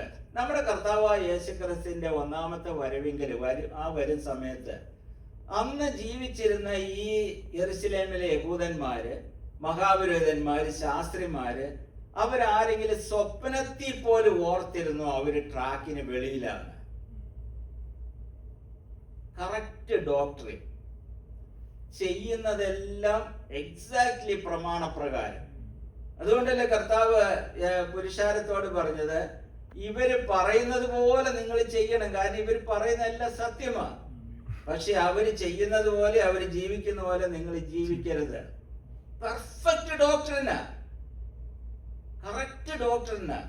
അവിടെ നടക്കുന്നതെല്ലാം പ്രമാണപ്രകാരമാണ്, പുസ്തകപ്രകാരമാണ്. പക്ഷെ സ്വപ്നത്തിനെങ്കിലും അവർ ഓർത്തോ അവര് നരകത്തിലേക്കാ പോകുന്നതെന്ന്? സ്വപ്നത്തിൽ പോലും അവർ ഓർത്തിട്ടില്ല. അവര് വിചാരിച്ചിരിക്കുന്നത് ഞങ്ങൾ കറക്റ്റ് ആയിട്ടാ പോകുന്നതെന്നാ, കറക്റ്റാ എല്ലാം ചെയ്യുന്നതെന്നാ വിചാരിച്ച്. കർത്താവ് പറയും നിങ്ങൾ നരകത്തിലേക്ക് പോകുന്നവരാണ്. അപ്പൊ അതൊക്കെ നമുക്കൊരു ഭയം വേണ്ടേ അല്ലേ? യഹൂദന്മാരെ കുറിച്ച് 1 കൊരിന്ത്യർ 10-ാം അധ്യായത്തിൽ നമ്മൾ വായിക്കുന്നുണ്ട്. അവരെ മരുഭൂമി യാത്രയിൽ സംഭവിച്ചതിനെ കുറിച്ചൊക്കെ 1 മുതൽ നിങ്ങൾ വായിച്ചു നോക്കണം. ദൈവം അവരെ പുറപ്പെടുവിച്ചതാണ്, എല്ലാം സത്യമാണ്. പക്ഷെ അവരെ മരുഭൂമിയിൽ ദൈവം തള്ളിയിട്ട് കളഞ്ഞു. അതിന്റെ കാരണങ്ങളൊക്കെ അവിടെ എടുത്തു പറയുന്നുണ്ട്. ഇന്ന കാരണങ്ങളായിരുന്നു.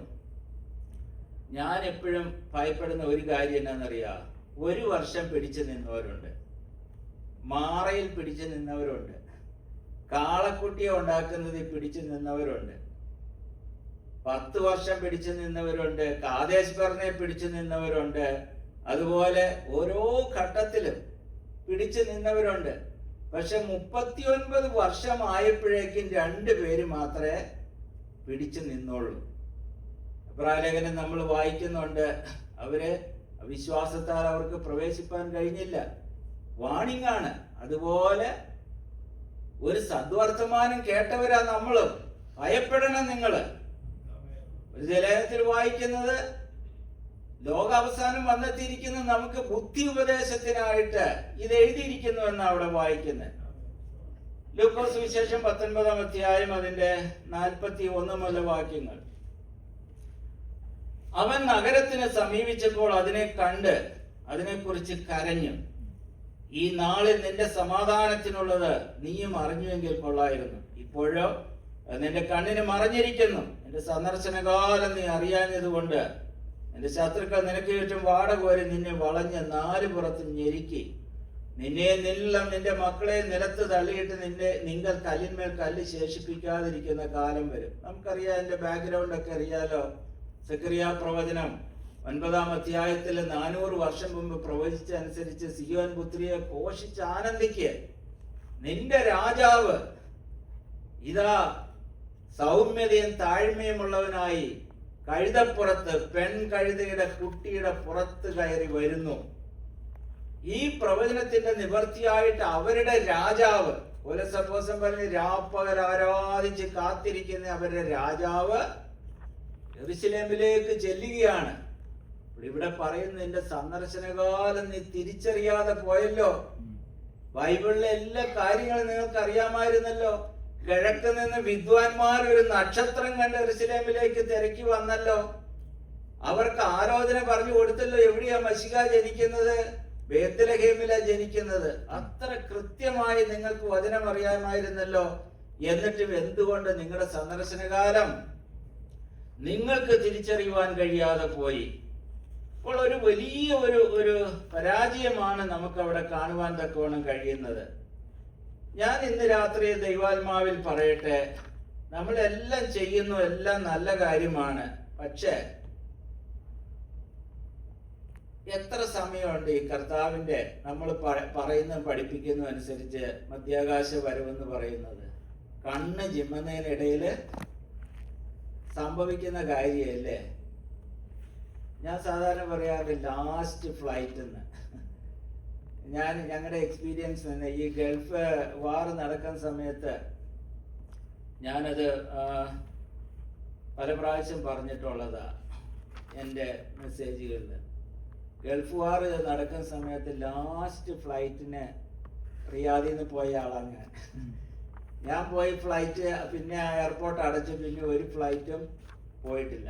ലാസ്റ്റ് ഫ്ലൈറ്റിന് അതിൻ്റെ അകത്ത് പേരൻസ് ഇല്ലാതെ പിള്ളേരെങ്കിലും രക്ഷപ്പെട്ടെന്ന് വിചാരിച്ച് എനിക്ക് എൻ്റെ അറിവ് ശരിയോ ഒരു 28-30 പിള്ളേർ മാത്രം ഉണ്ടായിരുന്നു ആ ഫ്ലൈറ്റിൽ. മാസങ്ങൾക്ക് മുമ്പ് ബുക്ക് ചെയ്ത് കൺഫേം ചെയ്ത് റീകൺഫേം ചെയ്ത് ഒരു സീറ്റ് നമുക്കറിയത്തില്ല 2-3 മാസം, പക്ഷെ കറക്റ്റ് ആ ഫ്ലൈറ്റ് ആയിരുന്നു.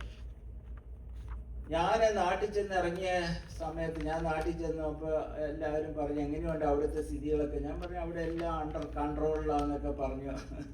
പക്ഷേ ഞാൻ ചെന്നതിന് 3-ാമത്തെ ദിവസം ഇവിടെ ആദ്യത്തെ മിസൈല് വീണു. അപ്പൊ പിന്നെ ഞാൻ വെളിയിൽ ഇറങ്ങിയിട്ടില്ല. ആളുകൾ ചോദിച്ചപ്പോൾ നീ അവിടെ എല്ലാം ഓക്കെ ആന്ന് പറഞ്ഞല്ലോ, അവിടെ വാർ തുടങ്ങിയില്ല, മിസൈല് വീണെന്നില്ല. പക്ഷെ ആ സമയത്തായിരുന്നു ഞങ്ങളുടെ കല്യാണം. അപ്പൊ ഇവിടെ ഭയങ്കര വാറും മിസൈലുകളും എല്ലാം വീണുകൊണ്ടിരിക്കുമ്പോൾ ലാസ്റ്റ് ഫ്ലൈറ്റിന് രക്ഷപ്പെട്ടു പോയി. ഞങ്ങളുടെ കല്യാണം ആ സമയത്തായിരുന്നു. അപ്പൊ ഞാൻ എപ്പോഴും ഓർക്കാറ്, ഞാൻ എപ്പോഴും പറയില്ല ഒരു ലാസ്റ്റ് ഫ്ലൈറ്റ് ഇത് ഞാൻ മീൻസ് ദർശനം പോലും കണ്ടിട്ടുള്ള ഒരു കാര്യമാണ്. സഭ എടുക്കപ്പെട്ടു കഴിഞ്ഞാൽ പിന്നെ ഭൂമിയിൽ എന്തൊക്കെയാ സംഭവിക്കാൻ പോകുന്നത് നമുക്കറിയാം. വെളിപ്പാട് പുസ്തകത്തിലെ ഭയങ്കരമായ സംഭവങ്ങളൊക്കെ നടക്കാൻ പോകുന്ന കാലങ്ങളൊക്കെ. അപ്പൊ നമുക്ക് ലാസ്റ്റ് ഫ്ലൈറ്റ് അത് ഇത്രയും ആരാധിച്ച് കാത്തിരുന്നു, കർത്താവിന് വേണ്ടി ഒത്തിരി അധ്വാനിച്ചു. ചിലപ്പോഴൊക്കെ നമ്മളിൽ യാത്ര ചെയ്തിട്ടുള്ളവർക്കറിയാം ഈ ഫ്ലൈറ്റിലൊക്കെ ലഗേജ് മിസ്സാകും. ലഗേജ് മിസ്സായി കഴിഞ്ഞാൽ ചിലപ്പോൾ നമ്മളങ്ങ് ചെല്ലും, ലഗേജ് വരത്തില്ല.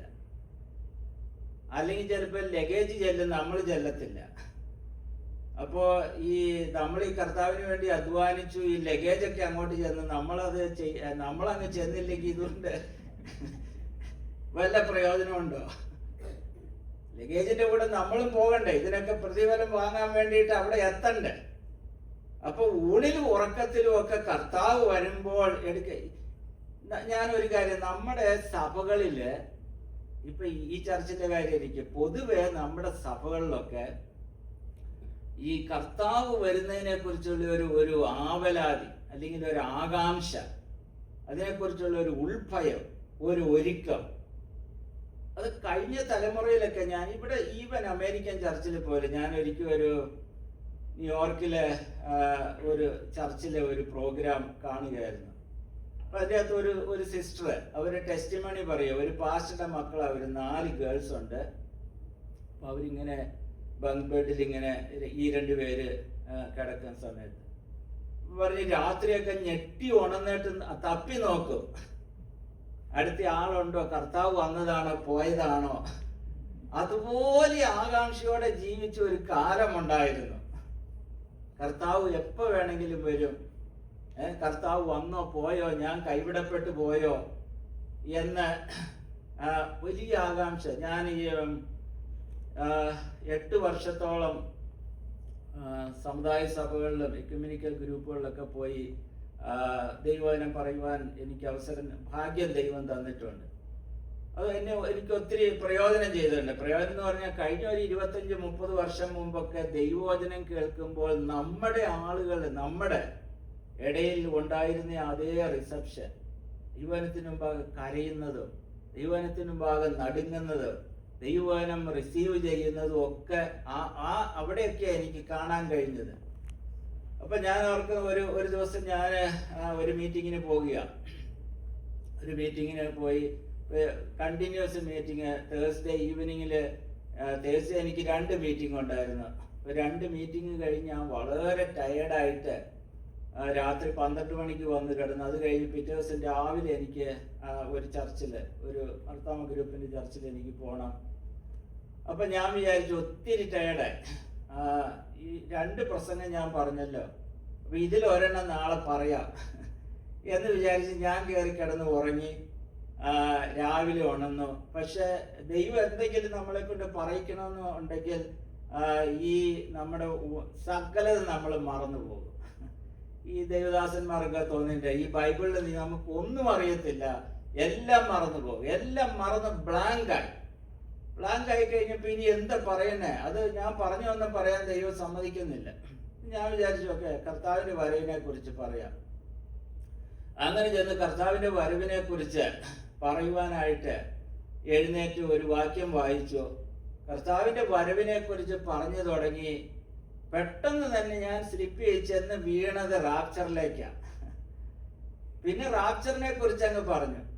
ഞാനല്ല ശരിക്കും അത് എന്നെ കൺട്രോൾ ചെയ്തത്. ഞാൻ ഈ റാപ്ചറിനെ കുറിച്ച് പ്രസംഗിച്ച് അവിടെ ഇരുന്നപ്പോൾ ഒരു സഹോദരി പെട്ടെന്ന് കരഞ്ഞുകൊണ്ട് ചാടി എഴുന്നേറ്റിട്ട് ആ സഹോദരി ഒരു സാക്ഷ്യം പറഞ്ഞു. ആ ആഴ്ചയിൽ ഒരു ദിവസം രാത്രിയിൽ അവരൊരു സ്വപ്നം കണ്ടു. കർത്താവ് വന്നു, എല്ലാവരും പോയി, അവരെ മാത്രം കൈവിടപ്പെട്ടു പോയി. അവര് എഴുന്നേറ്റ് ഭയങ്കരമായിട്ട് കരഞ്ഞു. ഉടനെ തന്നെ അവരുടെ മകനും ഭർത്താവും എല്ലാം ഓടി വന്നു. എഴുന്നേറ്റ് എന്താ പറ്റിയത് നിനക്ക്? അവരിയ്ക്കുമ്പോഴേ സാക്ഷി പറയുന്നതെന്ന് ഓർക്കണം. പറഞ്ഞു കർത്താവ് വന്നു പോയി, ഞാനിങ്ങനെ ഒരു സ്വപ്നം കണ്ടു, ഞാൻ ഒത്തിരി കരഞ്ഞു. ആ ദിവസമാണ് എന്നെ കൊണ്ട് കറക്കി തിരിച്ച് സകല മെസ്സേജുകളും മറന്ന് ഞാൻ ഈ മെസ്സേജ് പറയുവാൻ തക്കവണ്ണം ഇടയായത്. അന്ന് ഒരു കാര്യം എനിക്ക് ഉറപ്പായി, ഈ പുസ്തകം മുഴുവൻ ദൈവാത്മാവിന്റെ നിശ്വാസത്താൽ എഴുതിയതാ. ഒരു മനുഷ്യനെ കൊണ്ട് ദൈവത്തിന് എന്തെങ്കിലും പറയിക്കണമെങ്കിൽ അവന്റെ വായിൽ നിയന്ത്രിച്ച് അത് പറയിക്കാൻ എഴുതിക്കണമെങ്കിൽ ദൈവത്തിന്റെ പരിശുദ്ധാത്മാവിനെ എങ്ങനെ ഒരു മനുഷ്യനെ നിയന്ത്രിച്ച് പറയേണ്ടത് പറയിക്കാൻ, എഴുതേണ്ടത് എഴുതിക്കാൻ ദൈവത്തിന് കഴിയും എന്ന് അനുഭവത്തിൽ നിന്ന് മനസ്സിലാക്കുവാൻ തക്കവണ്ണം ഇടയായി. അപ്പൊ കർത്താവിന്റെ വരവിനെ കുറിച്ചുള്ള ഒരു വലിയ അവയർനെസ് ഉണ്ടായിരുന്ന ഒരു തലമുറ ഉണ്ടായിരുന്നു. പക്ഷെ അത് നഷ്ടപ്പെട്ടു പോയി. അപ്പൊ അത് നഷ്ടപ്പെട്ടു പോയതിന്റെ എന്താണ് യഹൂദന്മാർക്ക് സംഭവിച്ചതെന്നുള്ളത് നമുക്ക് ഒരു പാഠത്തിനായിട്ട് 1-2 കാര്യങ്ങൾ നിങ്ങളുടെ ശ്രദ്ധയെ കൊണ്ടുവരാൻ ഞാൻ ആഗ്രഹിക്കുന്നു. ഒന്ന്, ലൂക്കോസ് സുവിശേഷം 17-ാം അധ്യായത്തിൽ നമുക്കൊരു വാക്യം വായിക്കാം. അവിടെ 20 മുതലുള്ള വാക്യങ്ങൾ. ദൈവരാജ്യം എപ്പോൾ വരുന്നു എന്ന് പരീശന്മാർ ചോദിച്ച്, ദൈവരാജ്യം കാണത്തക്കവണ്ണമല്ല വരുന്നത്, ഇതാ ഇവിടെ എന്നും അതാ അവിടെ എന്നും പറയുകയുമില്ല, ദൈവരാജ്യം നിങ്ങളുടെ ഇടയിൽ തന്നെ ഉണ്ടല്ലോ എന്ന് അവൻ ഉത്തരം പറഞ്ഞു. നോക്കുക, ദൈവരാജ്യം നോക്കിയിരിക്കുന്നവരായി ഇവർക്ക് കിട്ടിയിരിക്കുന്ന വാഗ്ദത്തം. എന്തൊക്കെ വാഗ്ദത്തം ഇവർക്ക് കിട്ടി? ഇവരുടെ പിതാക്കന്മാർ അബ്രാഹാമിന് ഒരു ലാൻഡ്, പെർമനന്റ് ആയിട്ട് ഒരു ഭൂമി, അതിരെല്ലാം തിരിച്ച് ഇത് നിങ്ങളുടെ അവകാശമാണ്, നിന്റെ സന്തതിയായിട്ട് മശിഹ വരും, നിങ്ങളുടെ രാജ്യം, നിങ്ങൾക്കൊരു ദൈവരാജ്യം, ആ രാജ്യത്തിന്റെ രാജാവായിട്ട് ദാവീദിന്റെ സന്തതിയായിട്ട് മശിഹ വരും. ഇതെല്ലാം ഇവർക്ക് ഇട്ടിരിക്കുന്ന വാഗ്ദത്തം. അതാ പൗലോസ് പറഞ്ഞ നമ്മുടെ പിതാക്കന്മാർക്ക് കിട്ടിയ വാഗ്ദത്തം. രാപ്പകൽ നമ്മൾ ഇതിനു വേണ്ടിയിട്ട് കാത്തിരിക്കുകയാണ് ആരാധിച്ചുകൊണ്ട്. അതാണ് മിസ്സായി. ആ ദൈവരാജ്യം വന്നു.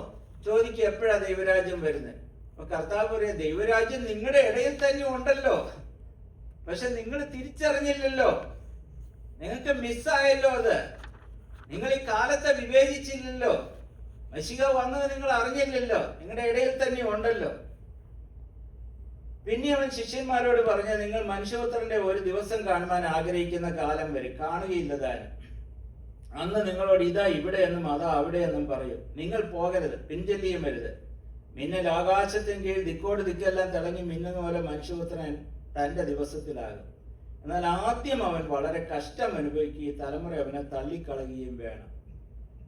ഒരു കാരണം യഹൂദന്മാർ എന്തുകൊണ്ട് മശിഹായെ അക്സെപ്റ്റ് ചെയ്തില്ലെന്ന് പറഞ്ഞ ഒത്തിരി റീസൺസ് ഒക്കെ നമുക്ക് മനസ്സിലാക്കുവാൻ, വായിക്കാനും കാണുവാനും ഒക്കെ ഇടയാണ്. ഇവിടെ ഒരു റീസൺ നമ്മൾ കാണുന്നത്, ഈ അവരുടെ ഭാവനയിലിരുന്ന മഷിക. ഇപ്പൊ ഈ കഴുതക്കുട്ടിയുടെ പുറത്ത് കയറി സെക്കറിയ പ്രവാചകന്റെ പ്രവചനത്തെ നിവൃത്തിയായിട്ട് യെരൂശലേമിലേക്ക് ചെന്ന് നേരെ ഹെരോദാവിന്റെ കൊട്ടാരത്തിലേക്ക്, അല്ലെങ്കിൽ റോമൻ ഗവൺമെന്റിന്റെ ആസ്ഥാനത്തിലേക്ക് ചെന്ന് അവരെ അവിടെ നിന്ന് പുറത്താക്കി യഹൂദന്മാരുടെ രാജാവായി രാജ്യം അവർക്ക് ഏൽപ്പിച്ചു കൊടുക്കുക. അത് ഹോസന്ന എന്ന് പറഞ്ഞ് അവര് പാടിക്കൊണ്ടുപോകുന്നത് ലിബറേറ്റേഴ്സ്. ഈ യഹൂദന്മാരെ റോമൻ ഗവൺമെന്റിന്റെ ആധിപത്യം ഞങ്ങളെ വിടുവിക്ക് വാഗ്ദത്തം ചെയ്ത നീ ദാവീദ് പുത്രന മശിഹായാണെങ്കിൽ നീ ഞങ്ങൾക്ക് ഈ രാജ്യം യഥാസ്ഥാനത്താക്കി തരിക. യഥാന്യം മുതൽ ആർക്ക് വിളിച്ച് ഇവര് പോകുക. അവിടെ ചെന്ന് പീലാത്തോസിന്റെ ഈ റോമൻ ആസ്ഥാനത്തിലേക്ക് തിരിയുന്നതിന് പകരം കർത്താവ് ചെയ്യുന്ന നേരെ യെരൂശലേം ദേവാലയത്തിലേക്ക് ചെന്ന് ചാട്ടവാർ എടുത്ത് അവരെ അവിടുന്ന് പുറത്താക്കുക ചെയ്തത്. ഇവരെ പുറത്താക്കി രാജ്യം സ്ഥാപിക്കുന്നതിന് പകരം ആരെയും ശുദ്ധീകരിക്കുക കർത്താവ് ചെയ്തത്. അപ്പോൾ അവരുടെ ദാനിയേൽ പ്രവചനം 2-ാം അധ്യായത്തിൽ വായിക്കുന്ന പോലെ കൈതൊടാതെ ഒരു കല്ലായിട്ട് പറഞ്ഞു വന്ന് ഈ രാജാക്കന്മാരെ എല്ലാം നീക്കിക്കളഞ്ഞ് ഒരിക്കലും നശിച്ചു പോകാത്ത ദൈവരാജ്യം സ്ഥാപിക്കുന്ന ചിത്രം അവരുടെ മുമ്പില്. സെക്കറിയ പ്രവചനത്തിൽ വായിക്കുന്ന പോലെ സ്വർഗത്തിലെ സകല സൈന്യത്തോടും വിശുദ്ധന്മാരോടും കൂടെ ഇറങ്ങി വന്ന് ഒലിവുമലയിൽ വന്ന് കാല് ചവിട്ടി ഒലിവുമല 2ആയിട്ട് പിളർന്ന് ആ ശത്രു സൈന്യങ്ങളെല്ലാം നിർമൂലമാക്കി ദൈവരാജ്യം സ്ഥാപിക്കുന്ന ഒരു ചിത്രം അവരുടെ മനസ്സിലുള്ളത്. എന്നാൽ അതുപോലെ തന്നെ യെശയ്യാപ്രവചനം 53-ാം അധ്യായത്തിലും 22-ാം സങ്കീർത്തനത്തിൽ എത്രയോ വേദഭാഗങ്ങളിൽ മശിഹ സഫർ ചെയ്യുന്നതിനെ കുറിച്ച് എഴുതിയിട്ടുണ്ട്. ഒന്നുകിൽ അവർക്ക് മറഞ്ഞു കിടന്നു, അല്ലെങ്കിൽ മനഃപൂർവ്വം അവര് അതിനെ അവോയ്ഡ് ചെയ്തു. ഇതിന്റെ ഹൈലൈറ്റ് മാത്രം അവരിങ്ങനെ മശിഹ പ്രതാപത്തോടുകൂടി വരുന്ന ആ നല്ല നാളുകളെ മാത്രം. ഇതിനു മുമ്പ് മശിഹ വരുമെന്നും കഷ്ടം അനുഭവിക്കണമെന്നും പാപത്തിന് പരിഹാരം വരുത്തണമെന്നുള്ള തിരുവെഴുത്തുകളെല്ലാം ഹൈലൈറ്റ് ചെയ്തില്ല. അത് ഒരു റീസൺ അവർ ഇടറിപ്പോയതില്.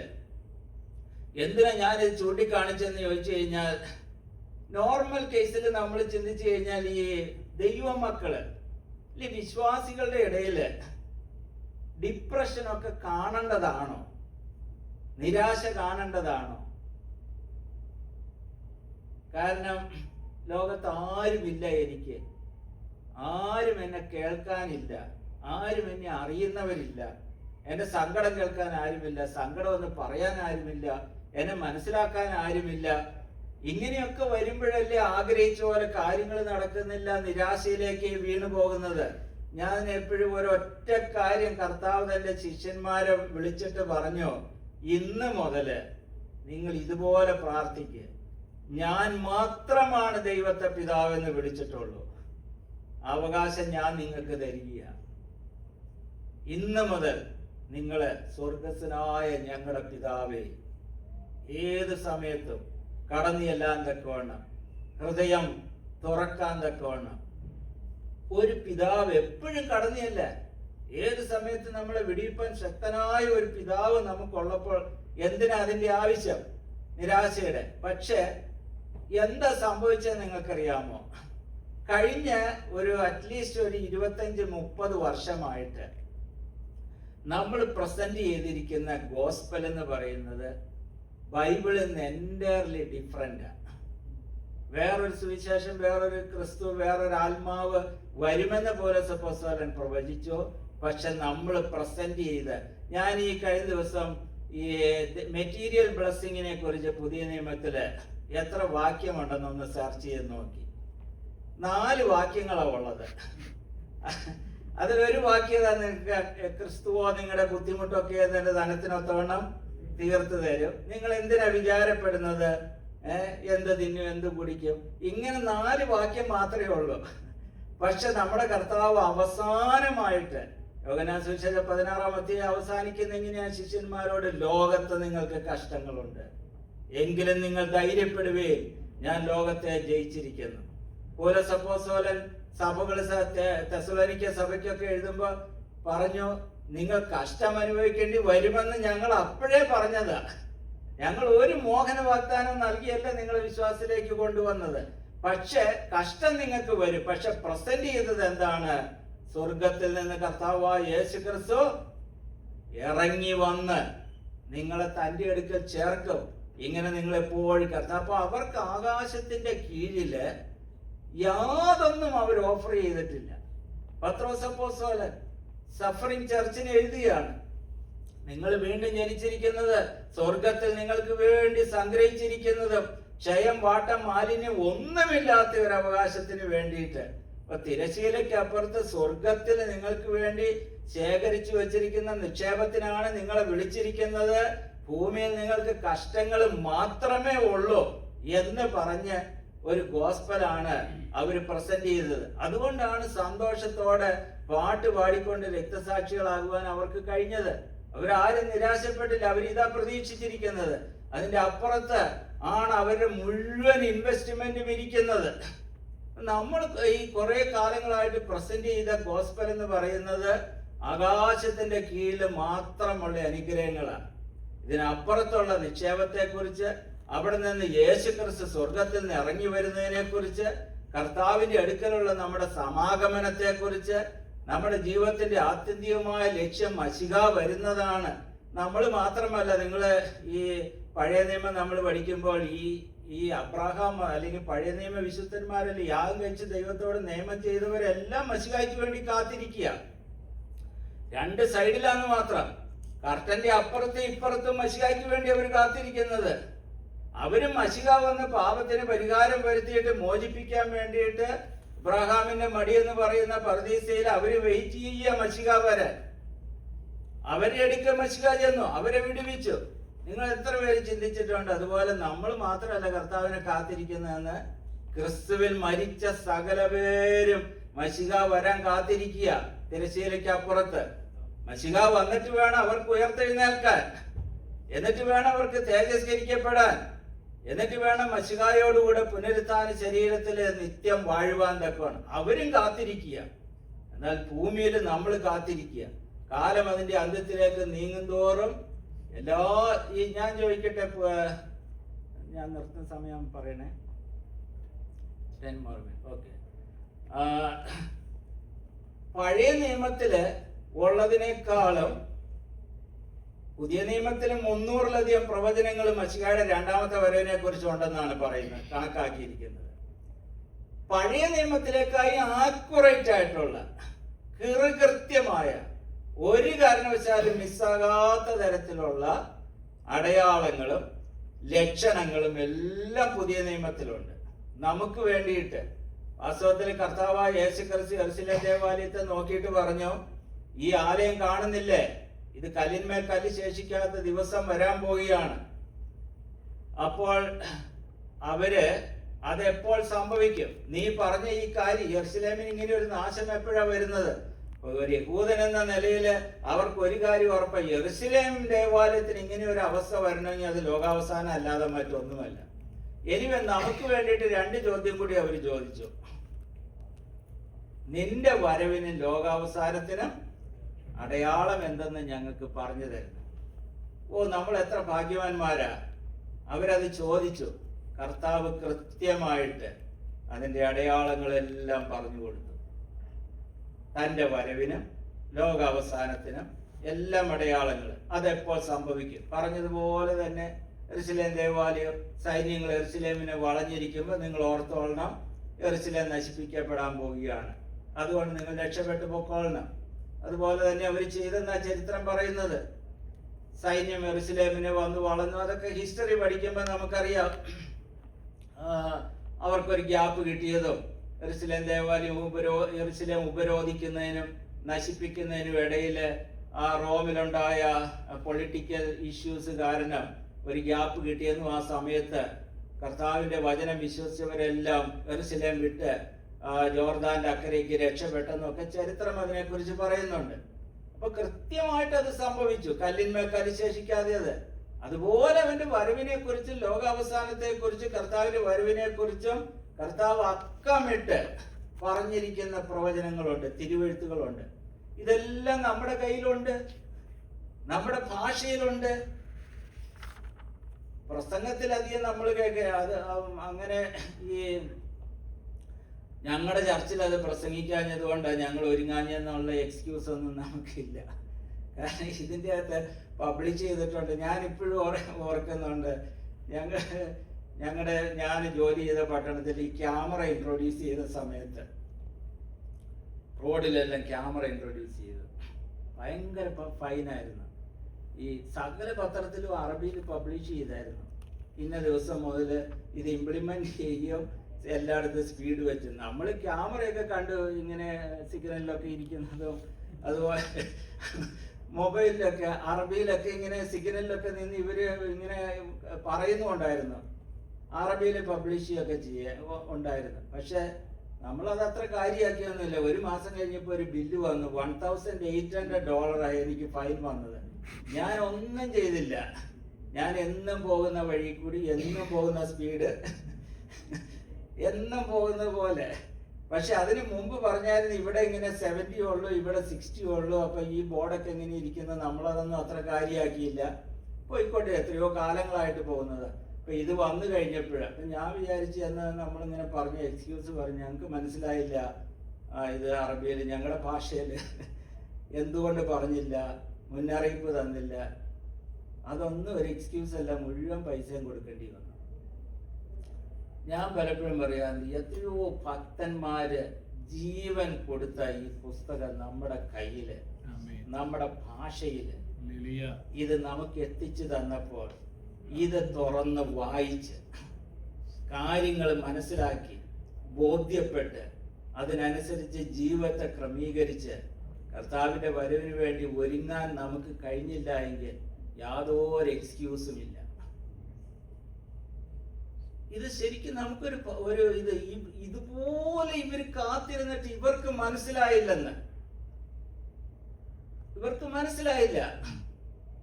ഇവരുടെ ഇടയിലേക്ക് വന്നിട്ട് ഇവർക്ക് തിരിച്ചറിയാൻ കഴിഞ്ഞില്ല. പ്രവചനങ്ങളെല്ലാം ഇവരുടെ കയ്യിലുണ്ടായിരുന്നു. ഇവർ ഭയങ്കര ബിസി ആയിരുന്നു. ഇവരെ ഭാവനയിലുള്ള പോലെയല്ല മശിഹ വന്നത്.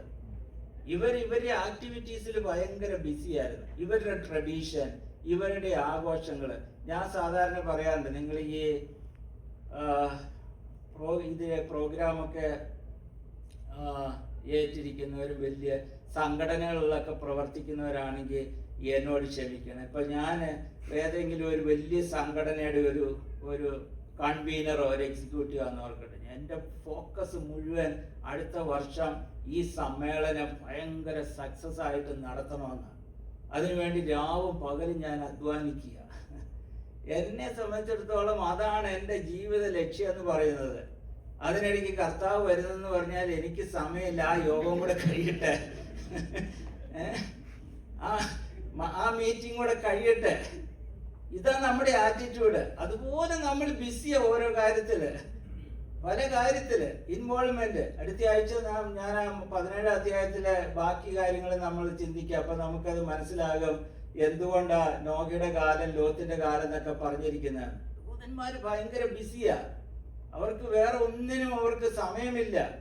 അവര് സാറ്റിസ്ഫൈഡാ, അവര് ബിസിയാ, അവർക്ക് ഒത്തിരി പ്രോഗ്രാമുകളുണ്ട്, അതിലെല്ലാം അവർ ഇൻവോൾവ് ആയിട്ടിരിക്കുക. പക്ഷെ മെയിൻ ആയിട്ടുള്ള കാര്യം ഇതെല്ലാം മശിഹായ്ക്ക് വേണ്ടിയാണെന്ന് മനസ്സിലാക്കാനും മശിഹ വന്നപ്പോൾ 2 കൈയും നീട്ടി ആ കഴുതക്കുട്ടിയുടെ പുറത്ത് ചെല്ലുമ്പോൾ അവനെ കൊണ്ടുചെന്ന് ആ അതിവിശുദ്ധ സ്ഥലത്ത് കൃപാസനം ഇരിക്കുന്നിടത്ത് കൊണ്ടുപോയി ഇരുത്തുന്നതിന് പകരം അവനെ തള്ളിയിട്ട് കൊന്നുകളയുവാൻ അവർ ശ്രമിച്ചു എന്ന് പറയുന്ന തരത്തിലേക്ക്.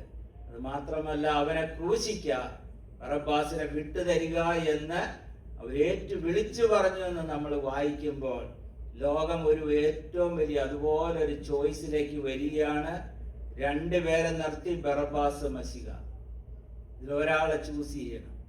പ്രിയ ദൈവജനമേ, അധികം താമസിയാതെ ഇതുപോലൊരു ചോയ്സിലേക്ക് ലോകം നീങ്ങിക്കൊണ്ടിരിക്കുക. Choice the Christ or anti Christ. The ക്രൈസ്റ്റിനെ വേണ്ടെങ്കിൽ പിന്നെയുള്ള ഓപ്ഷൻ ആന്റി ക്രൈസ്റ്റ്.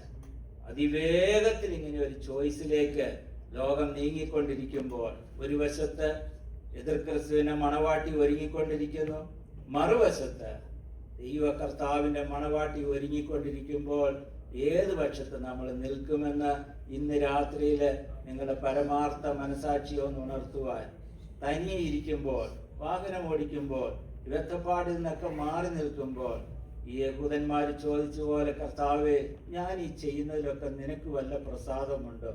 ശരിക്കും നീ പ്രസാദിക്കുന്ന എന്ത് കാര്യത്തിലാണ്? ഇന്ന് രാത്രിയില് വനത്തിന് മുമ്പാകെ നമ്മെ താഴ്ത്തി സമർപ്പിക്കാം. കർത്താവിന്റെ വരെ താമസിക്കുന്നെങ്കിൽ അടുത്ത ദിവസങ്ങളിൽ നമുക്ക് ഇതിന്റെ ബാക്കി ചിന്തിക്കാം. ദൈവാത്മാവ് ദിവസങ്ങളിൽ നമ്മോട് കൃത്യമായി സംസാരിക്കട്ടെ. വനത്തിന് മുമ്പാകെ നമ്മെ താഴ്ത്തി സമർപ്പിക്കാൻ ലഭിച്ച അവസരം